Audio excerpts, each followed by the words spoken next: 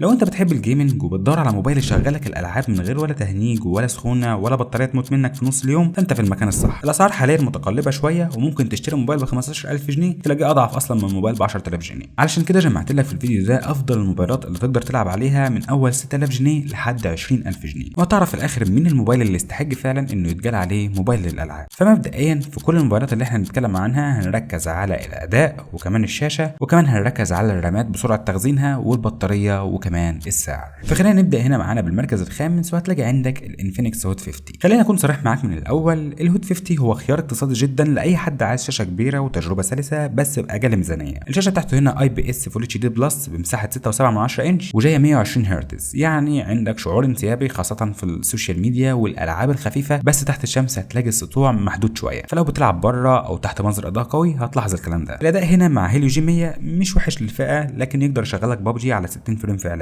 بس ما تتوقعش يعني ان الهوت 50 هيسد معاك شويه في الالعاب الثقيله، وده لان برضه ميزانيته محدوده. عندك برضه المعالج الرسومي المالي جي 57 ام سي 2 مع الهيليو جي 100، فبيقدموا مع بعض تجربه لعبه مقبوله مع حراره بسيطه لو استخدمت الموبايل فتره طويله. وعندك الرامات متاحه معاك لحد 8 رام حسب النسخه اللي انت تشتريها، ويفضل لو هتشتري الموبايل ده تشتري ال 256 مع 8 رام لانه بيديك مساحه فعليه كويسه للالعاب الكبيره، وصوره التخزين مش اسرع حاجه في الفئه لكنها مناسبه شويه. ولما نشوف البطاريه فهتلاقيها هنا 5000 ملي امبير اور مع سرعه شحن بتوصل ل 18 واط. البطاريه عمليه ومكمله معاك اليوم بسهوله، لكن الشحن نفسه بطيء نسبيا بالنسبه للمنافسين التانيين. والميزه الحلوه هنا ان العلبه بتيجي متكامله، جايه معاها شاحن وجراب وسماعات، وكمان الموبايل بيدعم ال NFC، فكل ده وبسعر زي ده فلا بصراحه شابو. المهم الخلاصه، لو ميزانيتك حوالي 7000 وعايز موبايل شاشته كبيره وبيشغلك العاب على 60 فريم ويعيش معاك يوم كامل مرتاح، فالهوت 50 قيمه ممتازه لو ميزانيتك ما تسمحش انك تعليها اكتر من كده. لكن لو ميزانيتك تسمح فلا، ركز معايا في الموبايلات الجايه هتاخد فعلا قيمه مقابل سعر فعليا. وعندك من الهوت 50 نسختين، النسخه ال 128 مع 8 رام بسعر 6800 جنيه،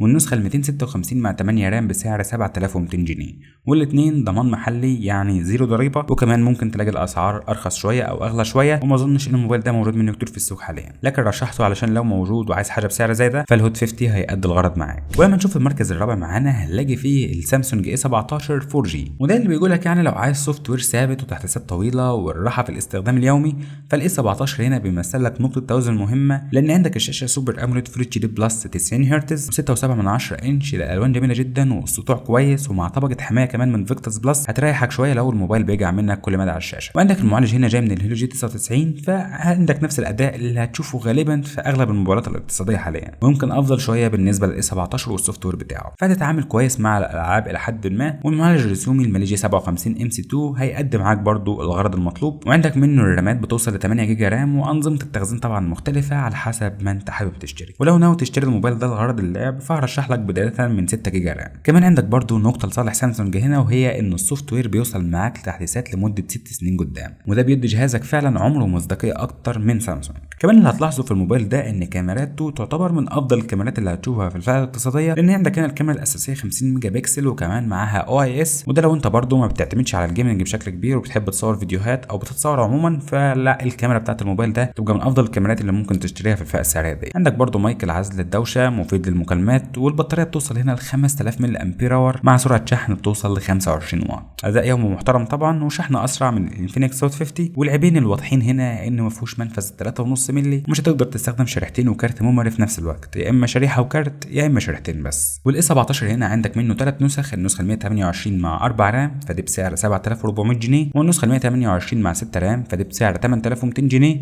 والنسخه ال 256 مع 8 رام فدي بسعر 9800 جنيه. وارشح لك اكتر نسخه ال 128 وال6 وال 256 وال8 لو انت شخص بتحب تلعب كتير، وكل النسخ دي ضمان محلي زيرو ضريبه. ولما نروح للمركز الثالث فهنلاقي فيه الانفينكس هوت 60 برو، وهنا بنبتدي نعلى شويه في الاداء والشاشه، وده لان عندك الشاشه هنا اموليد 6.7 انش وجايه 144 هرتز، ففي الاستخدام عموما هتحس بسلاسه كبيره اذا كان بقى في السكرولينج او اذا كنت بتستخدم الموبايل كسوشيال ميديا، وفي الالعاب هيقدم لك افضل اداء العاب ممكن تشوفه في الفئه السعريه دي. والسطوع بتاع الموبايل ده هيخليك تقدر تشوفه كويس الى حد ما تحت اشعه الشمس او تحت مصدر اضاءه قوي، ونتيجه الاضاءه عموما هتحسها افضل بشويه حلوين عن الهوت 50. والهوت 60 جايب الهيليو جي 200، يعني هتلاقيه افضل شويه من الهيليو جي 100 اللي كان في الهوت 50، واداؤه في الالعاب افضل بكتير، خصوصا مع الاعدادات المتوازنه اللي هي ما تخليهاش اوفر جو انك ما تحددش اللعب على اعلى فريمات واعلى كواليتي، لا خليها كده متوازنه، هتاخد افضل اداء من الموبايل ده، خصوصا في الالعاب اللي زي ببجي مثلا. كمان لو اشتريت الموبايل ك 8 جيجا رام فعندك سرعه التخزين بتوصل لليو اف اس 2.2، فالتجربه سلسه بشكل كبير، والموبايل بيدعم لك صوت ستيريو وكمان الاي ار بلاستر علشان تتحكم يعني في الاجهزه الالكترونيه، وكمان عندك ان اف سي، يعني الموبايل متكامل حرفيا من كل حاجه انت عايزها. والبطاريه 5160 ملي امبير مع سرعه شحن بتوصل ل 45 واط، وده يعتبر من افضل الموبايلات اللي هتشوف فيها سرعه شحن في الفئه الاقتصاديه. عيبه بس ان الكاميرا مش افضل حاجه بالنسبه للمنافسين اللي موجودين في نفس الفئه السعريه دي، ومفيش طبعا ميكروفون لعزل الدوشه، لكن لو هدفك لعب وبطاريه وشاشه وسلاسه استخدام فالهوت 60 برو هيقدم لك يعني كوليكشن متوازن من كل حاجه انت عايزها من ناحيه الاداء. الموبايل ضمان محلي زيرو ضريبه، موجود منه نسخه واحده ل 256 مع 8 رام، ودي بسعر 8700 جنيه. عندك كمان اخوه الهوت 60 برو بلس، بس ما رشحش انك تجيبه لان انا شايف انك واخد كل ده بسعر قليل،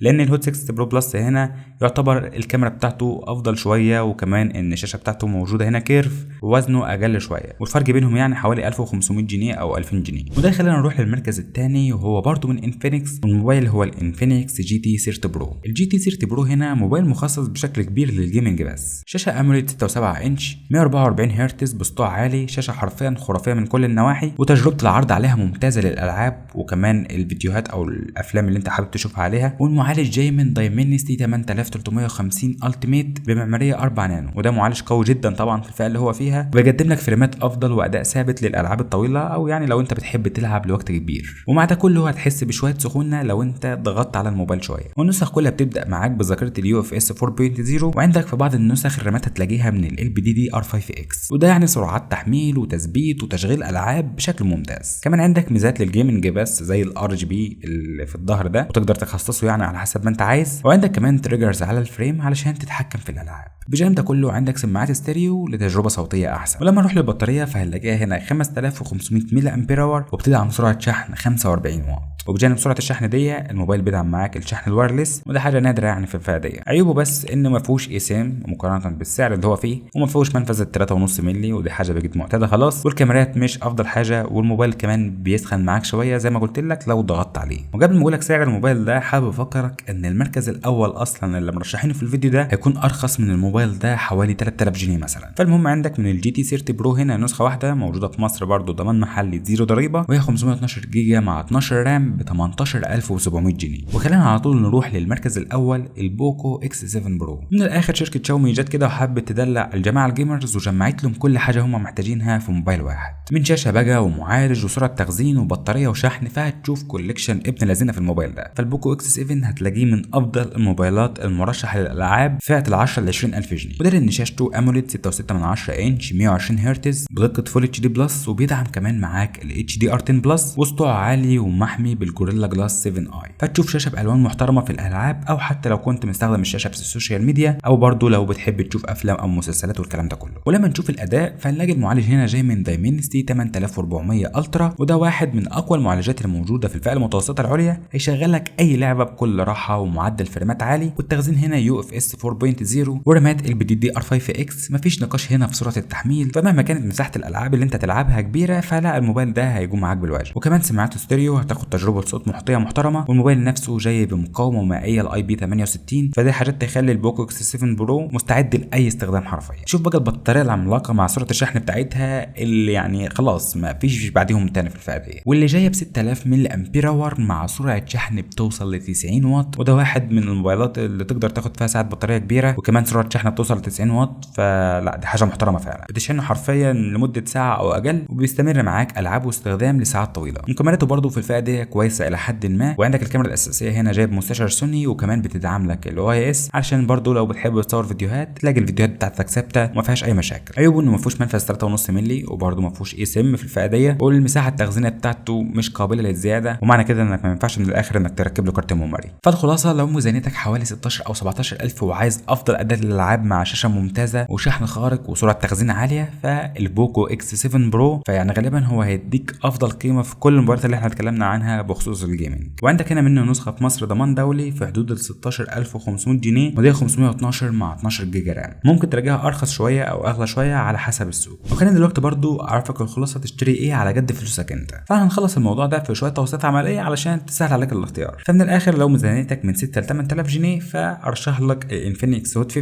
وده لو انت مش هتقدر تعلى بالميزانيه اعلى من كده. وهتاخد مقابل ده شاشه كبيره 120 هرتز واداء يعني كويس وبطاريه 5000 ملي امبير، فيعتبر افضل قيمه لمن يبحث عن التوفير. اما لو ميزانيتك تسمح لك بزياده 1000 او 2000 جنيه تاني فتروح هنا لسوفت وير ثابت، شاشه اموليد مثبت بصري للكاميرا، وهنا انا بتكلم عن السامسونج A 17 وكمان جايب ضمان 6 سنين تحديثات، فيعتبر الموبايل متكامل. عيبه بس ان ما فيهوش راس الشاحن في العلبه. وبرده في نفس الفئه السعريه دي هتاخد موبايل متكامل من كل حاجه وهو الانفينكس هوت 60 برو، واللي بيوازن لك بين السلاسه والشاشه وسرعه الشحن اللي توصل ل 45 واط، فيعتبر افضل موبايل كقيمه مقابل سعر هو الانفينكس هوت 60 برو، بس مش بيديك مده ضمان كبيره يعني زي سامسونج. اما لو انت اصلا حوار الميزانيه ده مش فارق معاك شويه فيعني هرشح لك على طول الانفينكس جي تي 30 برو، الموبايل اللي معمول اصلا للجيمرز بتريجرز ومعالج قوي، وده سعره بيتراوح يعتبر ما بين ال 18 ل 19000 جنيه. اما لو هدفك اداء خام وشاشه وسرعه تخزين وشحن خارق حرفيا فالبوكو اكس 7 برو يعتبر افضل اختيار لمحب الالعاب واللي عايز افضل تجربه في نطاق ال 15 ل 17000 جنيه. واخيرا فنصيحتي لك انت اشتري النسخه اللي عندها رام وتخزين ملائمين للالعاب، يعني مثلا 8 جيجا رام او اكتر وكمان يو اف اس 4.0، وده طبعا هيحدد السعر اللي انت هتدفعه. وخليك دايما تختار نسخه بضمان محلي لو تقدر عشان لو حصل له اي حاجه تبقى انت في الضمان. واخيرا ما تنساش انك تشارك الفيديو ده مع اصحابك الجيمرز اللي موهومين بالجيمنج كتير، وما تنساش انك تشترك في القناه وتفعل الجرس علشان توصلك الترشيحات دايما اول باول، وتضغط لايك للفيديو علشان غيرك يشوفه، وعرفني تحت في الكومنتات انت ميزانيتك كام وايه استخدامك وانا هرشح لك الموبايل المناسب ليك، واشوفك الترشيح الجاي.